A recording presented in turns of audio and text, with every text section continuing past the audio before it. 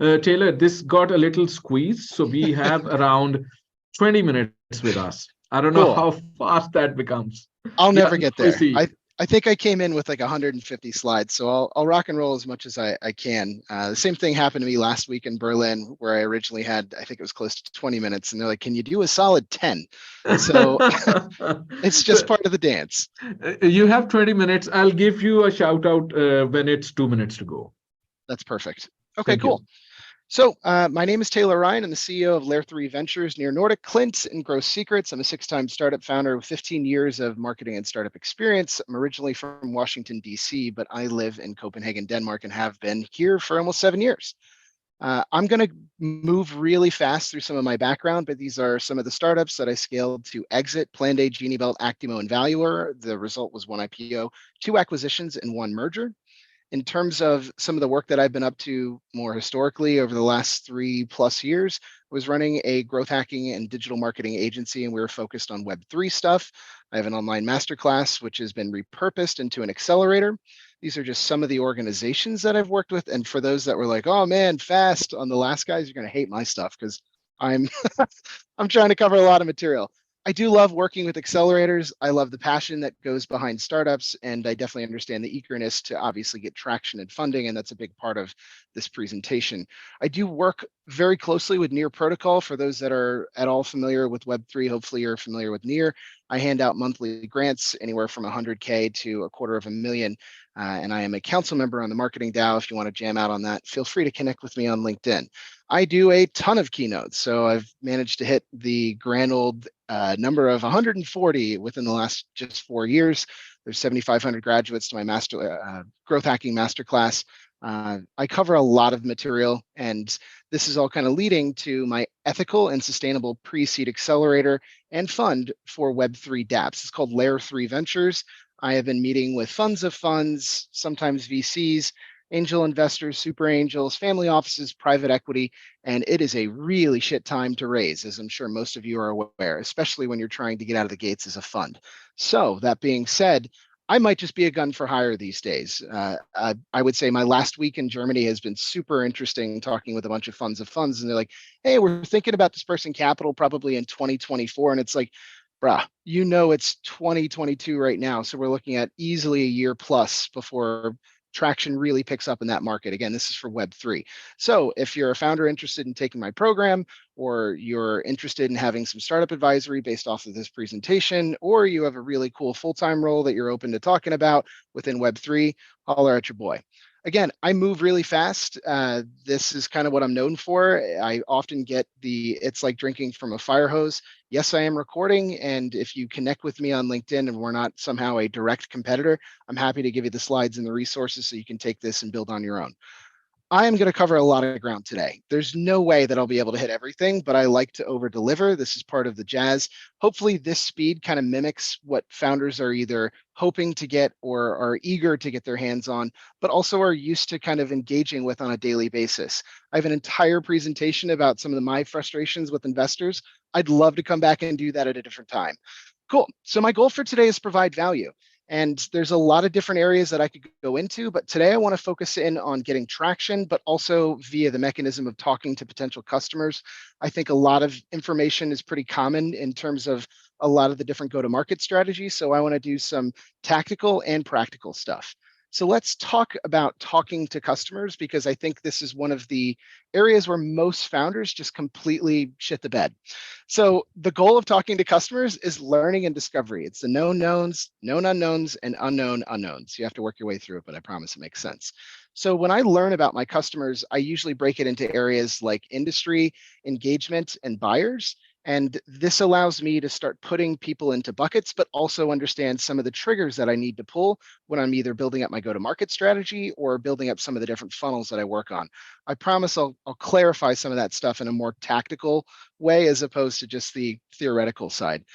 I think there's like this great quote in Forrest Gump, and it's basically like, you can tell, Mom always said you can tell a lot about a person by their shoes, where they're going, where they've been. That is the worst impression of Forrest Gump, but the whole idea here is getting to understand your customers at a deeper level gives you a lot of opportunities. And this is the biggest thing that most startup founders either don't do themselves, or they try to farm out, or they just don't spend time actually engaging with people that are going to buy from them. I see this consistently within Web3, and I have a couple of examples where I've definitely done this shit myself. So what if we hate our target customers?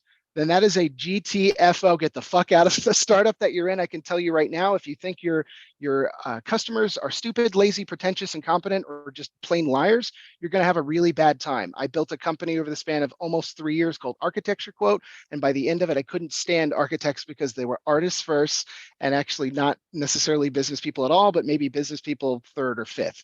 So it's one of those really frustrating things that you really have to love the people that you're trying to serve. Food for thought, if you look into Y Combinator, their two primary goals when you look at prioritization are talking to users and building the product. Everything else is just noise. And if you are focused on talking to customers, you're focused then on getting signups directly from that, which can also be LOIs, getting the MVP done and starting to kind of build out the roadmap based off of those good conversations, and clarifying, are you on the right track? Those are like the basics. Your mission as a startup founder, it's plain and simple: provide better solutions and fix the problem. So I always try to ask myself, does this solve my customer's problem? Am I making them happy to pay me? And if it's a no to both of those, then I stop focusing on that stuff. And it's so important to kind of shift that reality. This is almost elementary in nature, but I really wanted to show just a couple of quick tools. There is a big difference between qualitative data versus quantitative data. And this is like data 101. But if we're looking at qualitative data, it's insights, opinions, experiences. This is what interviews are and questionnaires. And yes, there is some value in that, but I definitely love focusing on the quantitative stuff. That's metrics, numbers, KPIs. I've gotten into so many different arguments with founders in the past, whether I was an employee, a consultant, they were one of my clients. Doesn't matter, and you cannot argue with data. Now, you can certainly make data say different things, but you can't really fight it. So these are some of my different tools that I often use to understand both qual and quant. And if you are building something that has any digital footprint, then you should be using tools like these to really measure both and start accumulating data now so that you can continue to have at least a benchmark as you move forward.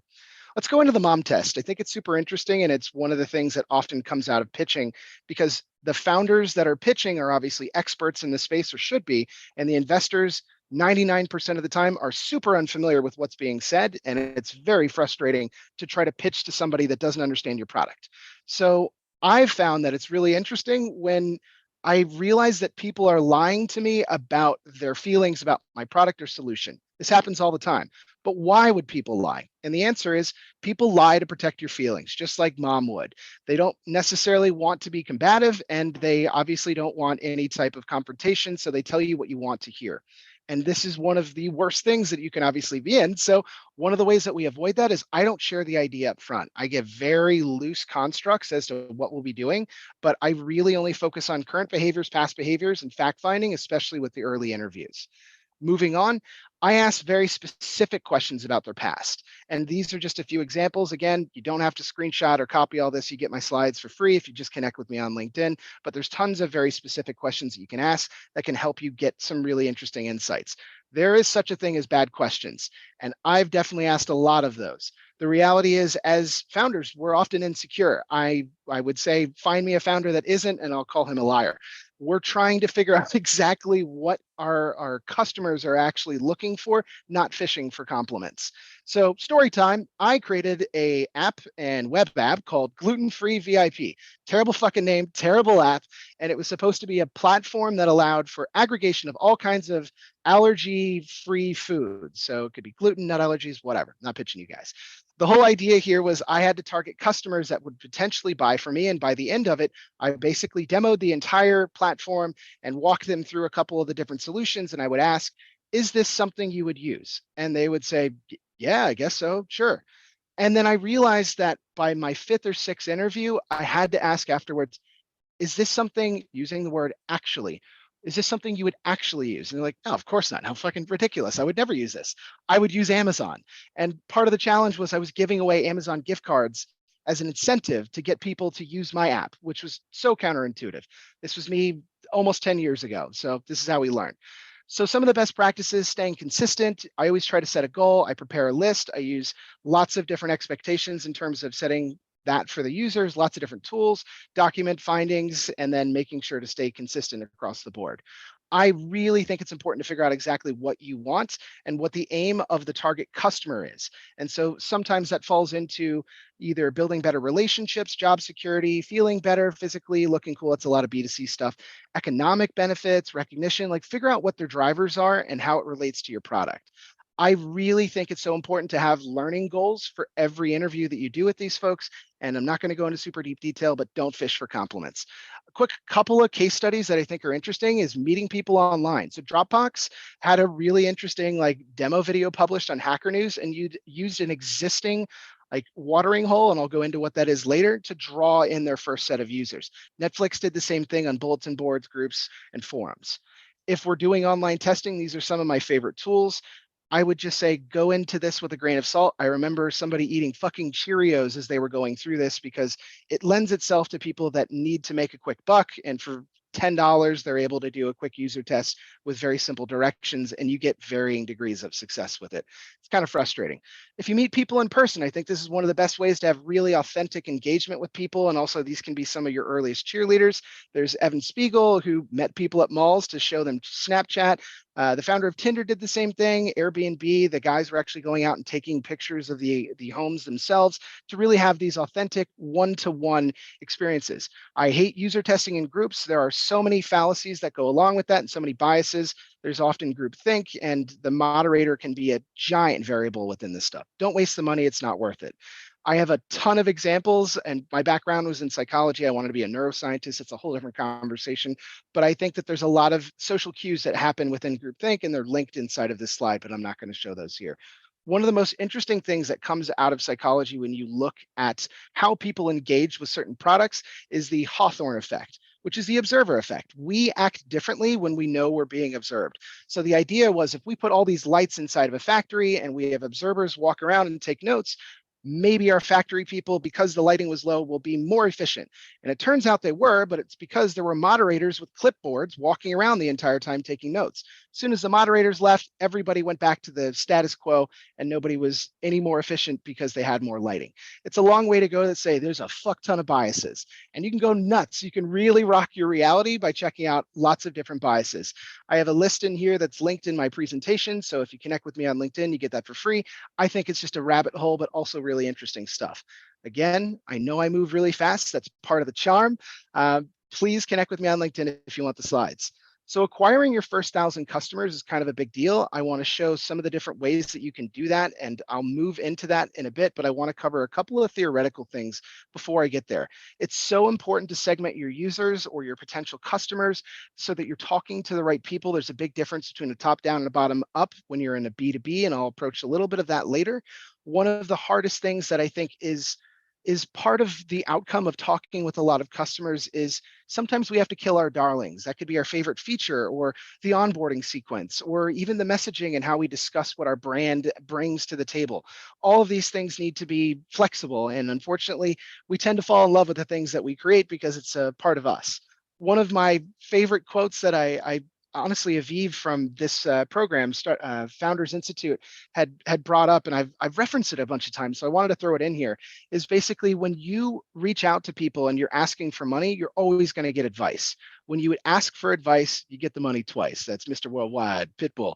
So I think it's an interesting way of really framing your outreach to people. And this is a quick example of what that looks like. You have vision, framing, weakness, and pedestal, and then your ask. I used to use compliment question. I found that this actually works much better. I'm not going to make people read it, and I'm certainly not going to read it out loud, but if you want this, feel free to connect with me on the old LinkedIn. So the big thoughts on doing some of this stuff is basically customers don't always know what they want. And that is why you are able to measure qualitatively and quantitatively. Customers do know their pain points, and that should be a big driver in terms of fixing their issues and their challenges. The biggest thing to take away from this little segment is not talking to your customers is way worse than asking the wrong questions or getting false signals and building something that nobody will fucking use, because I've been there twice. Cool. So let's go into some theoretical before we get into like the real tactical stuff. So I often reference growth hacking. Growth hacking is doing the most with the least amount of time and energy in order to get the biggest results. So I don't like doing the manual one for one approach. I want to find different ways to do one for 50, one for 1,000, one for 1,000,000. So it's basically optimization meets efficiency via testing. Tools replace manual processes, and you basically rinse and reuse things. Marketing is all about systems. Anytime that you learn something new, you have to be able to apply it to a place of knowledge or an understanding. So for me, understanding marketing, I had to get good at one vertical. And that one node that I got good at was content. That allowed me to really explore the space and understand lots of different frameworks and also get a lot more technical with my skill set. So think of marketing as just interconnected systems and start learning one, and I promise it gets a lot easier. In the tactical side of this presentation, I am going to show you how to repurpose resources. And a lot of people see it as busy work, and it's like, no fucking way. This is one of the most valuable things that you can do. What can I do with just a list of social media groups that are relevant to my niche? I'll show you. And it goes back to the idea of like using all parts of the buffalo. It's more of an expression in the States, but the thought is that we can repurpose everything. And I want to show you guys what that looks like in a bit. But think of your go-to-market strategy as basically multi-step projects that include tools and templates. I've always said that there's a big difference between growth hacking and shit marketers. Most shit marketers only know a few moves. It's like the little kids bouncing around that are just having a good time. Idea, right, published. Congratulations. Exceptional marketers know advanced moves. So you're able to connect a bunch of steps together and have this really kind of fluid movement. And then the real experts are able to automate your moves. And that's where you become untouchable. And that's where there's so many interesting use cases within marketing. Let's go into very briefly the targeting and segmentation because it'll directly lead into the tactical stuff. I don't want to cover this at deep length because of the amount of time, but basically we're looking at the difference between a net and a spear. When it becomes a business to business, which is on the left, you have a much more narrow set of people that you have to target versus a net, which is like everybody needs shoes or everybody has to wear a t-shirt at some point. B2B is basically broken down into these areas. You can target businesses like that. B2B has a middle up, bottom down type of approach. It's one of the most frustrating things in the world where most people that I talk to that are in startups are like, oh, we got to reach out to everybody who's a CEO. And it's like, the CEO is fucking busy. I promise you, they're not going to take your meeting. So you need to find somebody that's maybe an influencer, somebody that is capable of understanding because they have the problem that you're solving, and then be able to say, hey, yes, CEO or director or whoever it is that's going to buy, we need to talk because this is the jam. And with B2C targeting strategies, you do buyer personas. I'm not going to go into that stuff. Cool. Watering holes. This is my favorite part, and this is the real tactical stuff. Watering holes, think of it like the lake in the savannah. This is where all the animals go to feed. You need to figure out what the watering holes are for your particular niche and where your customers go. Where do customers go to bitch and moan? Where do they vent? Where do they go to ask questions? Where do they go to get answers? And all these other things. Like there are places when people are not actively looking for your product or service that they're already going to. This is where you need to hit them and kind of pull an inception move to bring your idea in front of them. And there is a big difference between distribution channels, which are usually owned by one entity, and it's either a personal or professional account, and they're just pumping stuff out, at which case there's still a move here. You're able to do post hijacking or potentially target against that content. But my favorite, and the one that you should be looking for, is community channels. Community channels are where anybody can access, anybody can post, and they're usually run by volunteers, which gives you a massive opportunity to get into that community and start like knowledge dropping, name dropping, whatever the case is.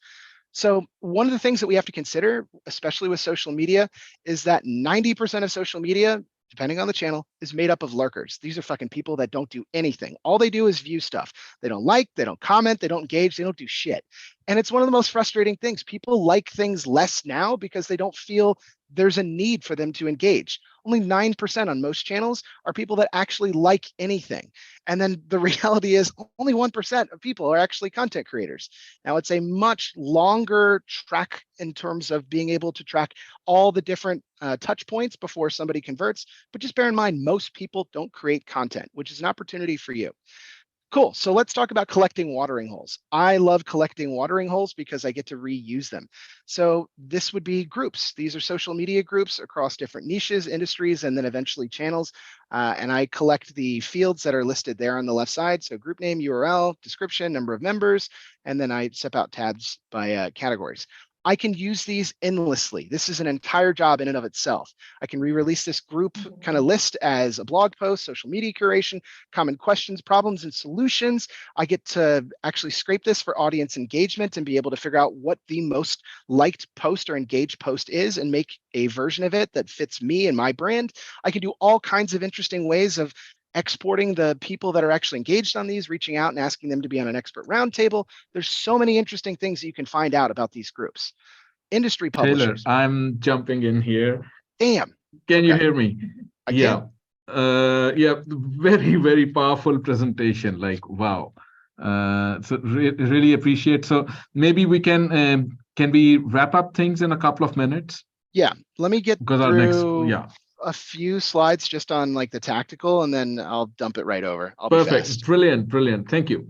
Sure. So industry publishers are huge. This is one of the areas that gets you the foot in the door and also gets your name out. So that's blogs and news. And I find that this is a really interesting channel, especially for sponsorships. So I can do a lot of paid sponsorships for different articles and ads, which allows you to also show a track record. We've been published in X, Y, Z, whatever the case is.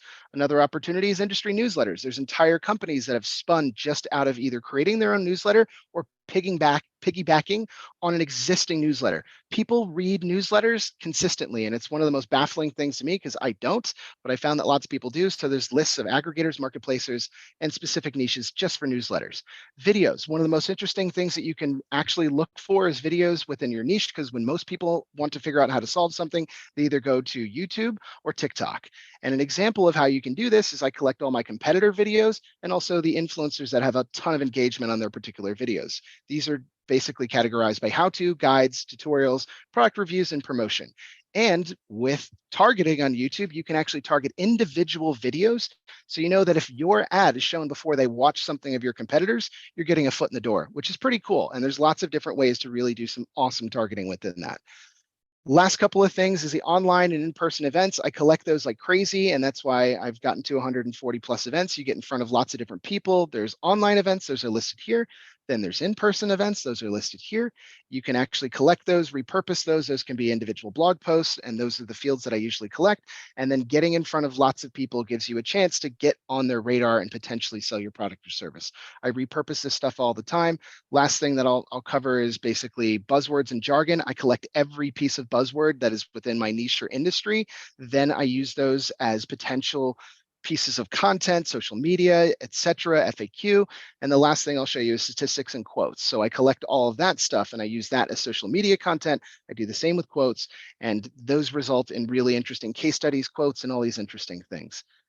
You could do that with questions, but guys, I'm out of time. These are my favorite websites for finding questions. Man, that went by way too quick, huh? Wow, that was like the chat is on fire right now. People love what you're doing. And hi, Monique. Yes, that's loads of data. But Taylor, thank you so much. You're also a mentor at Founder Institute Nordics. We love what you're doing, the way you're helping startups. And I think this kind of high energy go to market brand building, I think this is what startups need because they are on fire. So thank you so much for joining us here. And thank you, audience, for interacting. Thanks, Thank you. guys. Appreciate it. Thank you. We now